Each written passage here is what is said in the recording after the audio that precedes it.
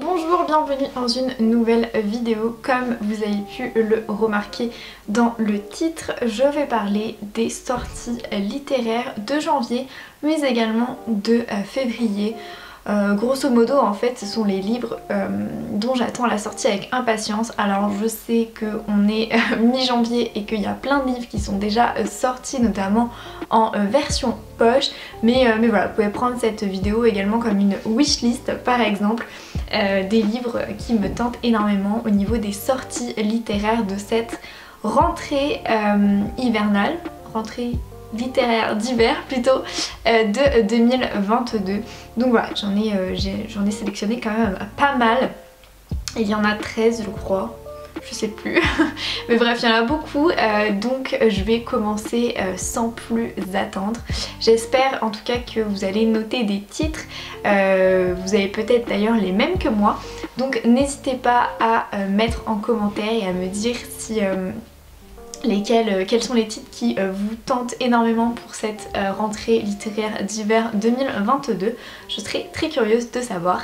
Et comme d'habitude, n'hésitez pas à liker la vidéo. Donc j'ai fait ma petite liste et on va commencer par ordre chronologique, donc en fonction de la date de sortie. Je trouvais que c'était pas mal de commencer comme ça. Alors le 6 janvier est sorti Nos secrets trop bien gardés de Lara Prescott aux éditions Robert Laffont. Donc on est sur un roman historique où on suit le destin, si je puis dire, de plusieurs femmes. Nous sommes en plein pendant la guerre froide, donc en 1956. On est à la fois en Russie mais également aux États-Unis. Et donc en fait on va suivre, c'est plutôt un roman d'espionnage où on va suivre le destin de femmes espionnes. De Moscou aux horreurs du goulag, de Washington à Paris et Milan. Nos secrets trop bien gardés met en scène la passion et le courage de trois femmes inoubliables en saisissant un moment extraordinaire du XXe siècle. Donc voilà, il me tentait juste énormément, donc ouais, je pouvais pas ne pas le mettre et il est déjà sorti du coup mais en format broché. Ensuite le 6 janvier également est sorti Belle Green de Alexandra Lapierre mais en format poche, donc chez Pocket. Et ce livre me tentait également beaucoup parce que c'est un roman historique. Vous savez que j'aime les romans historiques. Et en fait nous sommes en 1900, en plein cœur d'une Amérique qui est puritaine et ségrégationniste. Je vais y arriver à le dire. Et on suit en fait Belle Green qui est visiblement une femme qui n'a pas peur en fait, voilà, de montrer qu'elle fume, qu'elle boit et qui va un petit peu à l'encontre de toutes les mœurs de son époque. Donc voilà, ça a l'air d'être un roman féministe engagé, donc voilà, il me tentait beaucoup. Ensuite le prochain il est également déjà sorti le 6 janvier, il s'agit de La Cité de Larmes de Kate Moss, publié aux éditions Pocket, et je l'ai déjà lu mais en version brochée, mais voilà, je pouvais pas ne pas vous le mettre parce que sincèrement j'ai beaucoup aimé le tome 1. Il s'agit de La Cité de Feu et on suit en fait Minou et Piet, pardon, je l'ai mal prononcé, Marguerite du coup et Piet, qui sont respectivement catholiques et huguenots, protestants, et on les suit, on est au 15... non, n'importe quoi. On est au 16e siècle, je dis vraiment des grosses bêtises. Et on est en plein, en fait, dans le tome 2, donc dans la Cité de Larmes, on est en plein pendant la Saint-Barthélemy et Minou et Piette sont à Paris. Donc voilà, vous allez un petit peu vivre ce qu'ils ont vécu pendant la terrible nuit de la Saint-Barthélemy, au 16e donc. Et ensuite ils vont aller à Amsterdam, donc on a toute une partie du livre quand même qui se déroule à Amsterdam. Ne vous fiez pas à la 4ème de couve qui dit que ça se passe exclusivement pendant la Saint-Barthélemy. Non, on a bien Paris et ensuite Amsterdam, et c'est très intéressant. Au niveau du contexte historique, on apprend un petit peu plus. Voilà, c'est un roman historique donc on n'est pas là non plus pour ça. On suit vraiment les personnages principaux, mais j'ai adoré ma lecture, donc je vous le conseille vraiment, surtout que bon bah il n'y a pas de raison de ne pas craquer. Il est sorti en poche. Ensuite le 12 janvier est également sorti Before the Crown de Flora Harding aux éditions Hauteville. Ce livre me tentait beaucoup parce que je suis une grande fan de la série The Crown qui retrace la vie de Elisabeth, la reine d'Angleterre, donc je pense que vous devez la connaître. Et dans ce livre-là, dans Before the Crown, on va évidemment voir la vie d'Elisabeth avant qu'elle soit couronnée reine d'Angleterre. Et donc il me tentait juste énormément. On est en plein pendant la Seconde Guerre mondiale, au moment où elle va rencontrer Philippe. Donc voilà, il me tente beaucoup. Ensuite, le 13 janvier est également sortie La promesse de l'Oasis de Béatrice Courteau, version poche, oui j'arrive plus à lire, version poche, donc aux éditions Pocket. Et donc lui il me tentait énormément. Et donc on est en fait en Algérie en 1954. Nous sommes en Algérie en 1954 et on suit une histoire d'amour entre une Algérienne, de ce que j'ai compris, et un Français, je crois. Et il y a une double temporalité parce qu'on est également à Paris en 2018. Donc vraisemblablement on est sur des secrets de famille, tout ça. Voilà, et la couverture Pocket, sur la couverture Pocket pardon, il y a noté un amour impossible sous le soleil brûlant de l'Algérie. Je pense que vous connaissez mes goûts pour les romans historiques où il y a une romance. Le 14 janvier est sorti 10 âmes, pas plus. C'est le dernier roman de Ragnar ou Ragnar, je ne sais plus, Jonasson, aux éditions La Martinière, où on suit 10 habitants qui sont vraiment en Islande. Donc à chaque fois tous ces romans se passent en Islande, ils sont au bout du monde. Il y a forcément une personne qui va mourir et il va y avoir du coup 9 suspects. Donc ça avait l'air juste incroyable. On est vraiment sur un thriller, un huis clos.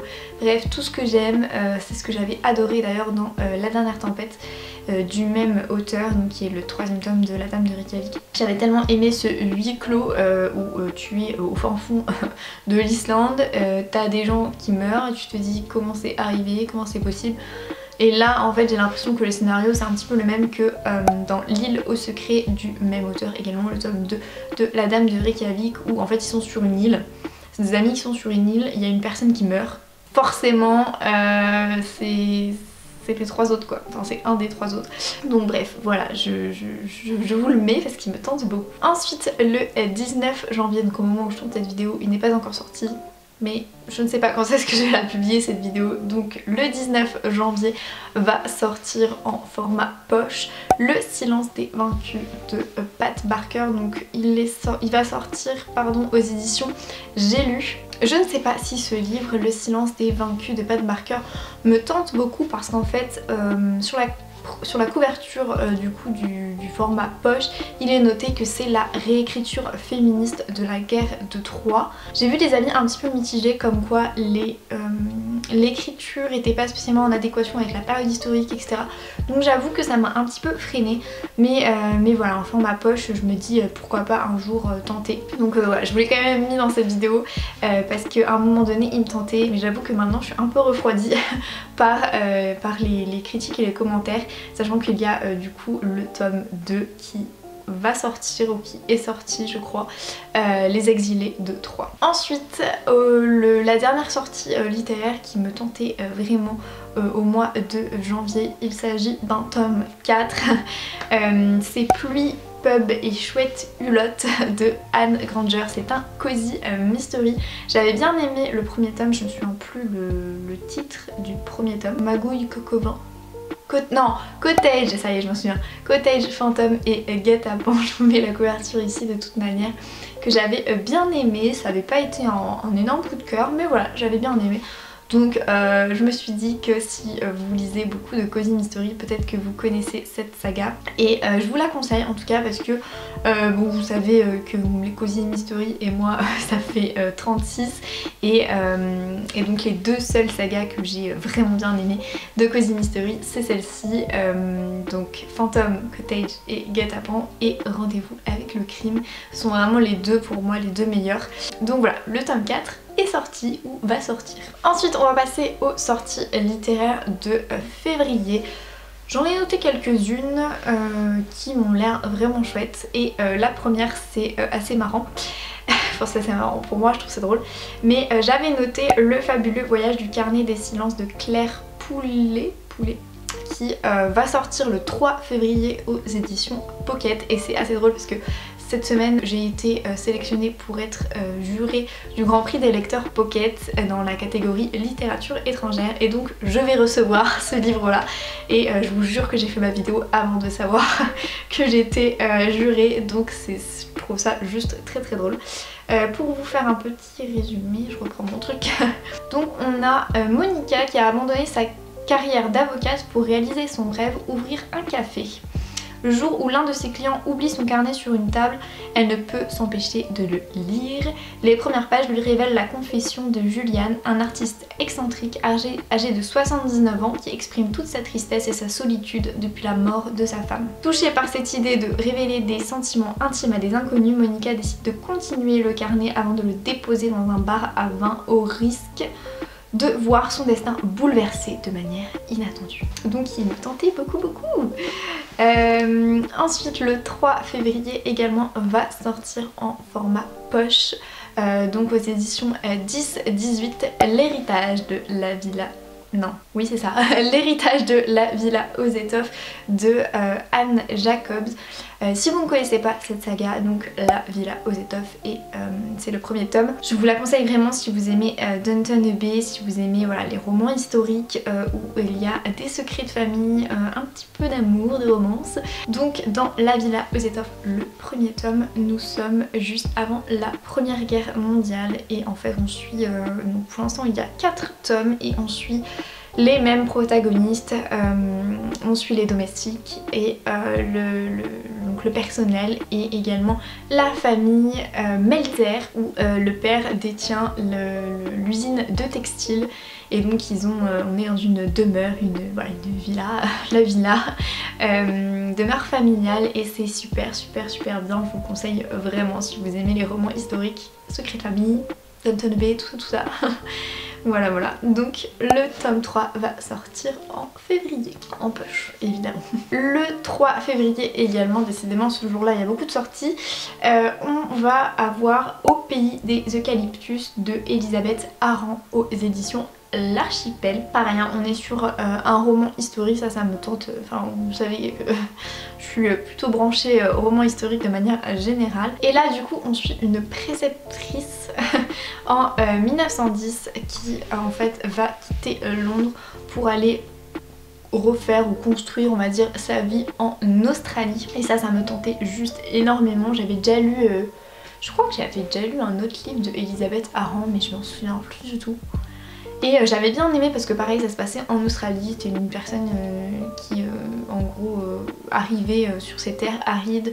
C'est vrai qu'à cette époque là, en début 20e, il n'y avait pas grand chose en Australie, donc j'aimais bien voilà, le petit côté historique et en même temps le côté quête d'aventure, ça me tentait beaucoup, donc je l'ai mis dans cette vidéo. Ensuite le 10 février va sortir en format poche Memory de Arnaud Delalande aux éditions Pocket. Là on est dans un registre complètement différent, on est sur un thriller et pareil hein, j'adore les huis clos donc on est dans un huis clos où on suit visiblement un suicide qui apparaît comme être un meurtre déguisé. Il y a 8 personnes qui ont assisté à la scène, il y a un homme qui est mort, 8 témoins pardon, et un huis clos. Visiblement il y a eu une amnésie collective, leur mémoire n'excède pas 5 minutes, ils ont vu mais ils ne se souviennent pas, et donc on suit une inspectrice de police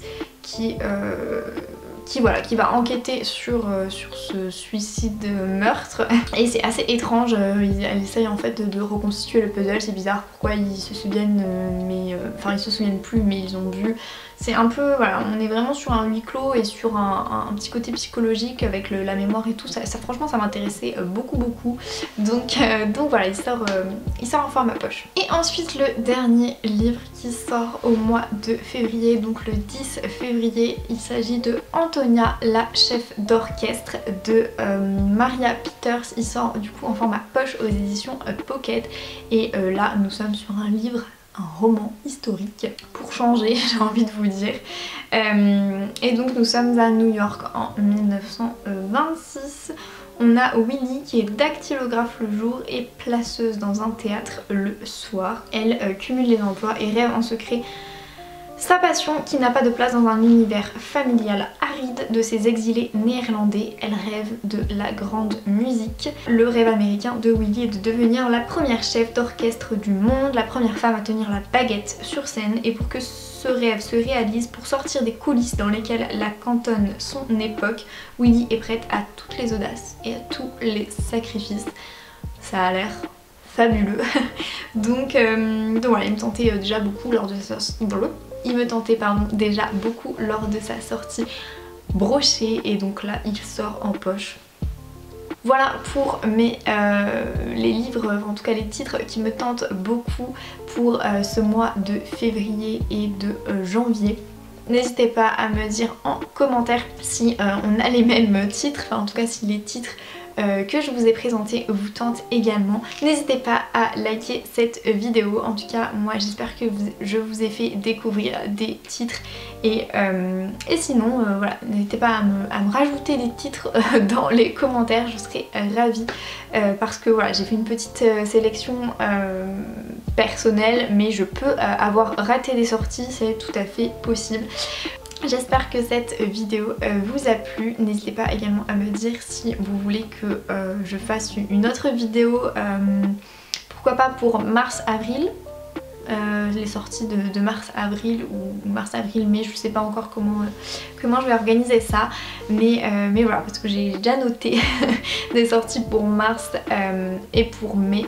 Donc potentiellement ça fera l'objet d'une prochaine vidéo là-dessus. Et sinon bah, moi je vous fais plein de bisous et puis je vous dis à dans une prochaine vidéo.